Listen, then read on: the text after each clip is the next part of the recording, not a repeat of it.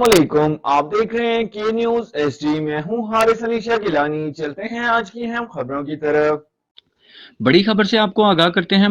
Boxer Mohammad Wasim को passport ना मिल सका। WBF bantam wait title fight मुतासर होने का खदशा। डेनमार्क एम्बेसी से पाकिस्तानी बॉक्सर मोहम्मद वसीम का पासपोर्ट ना मिलने की वजह से इनकी माल्टा में होने वाली WBF bantam wait title fight मुतासर होने का खदशा।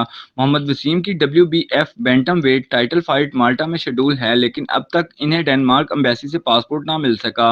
बॉक्सर मोहम्मद वसीम ने सोशल मीडिया पर वज़ीर आला पंजाब मरियम नवाज के लिए पैगाम में कहा है कि वज़ीर आज़म पाकिस्तान और वज़ीर आला पंजाब से पासपोर्ट वापस दिलवाने की अपील करता हूँ। पासपोर्ट नहीं मिला तो माल्टा में 4 अक्टूबर में शेड्यूल फाइट की तैयारी मुतासिर होगी।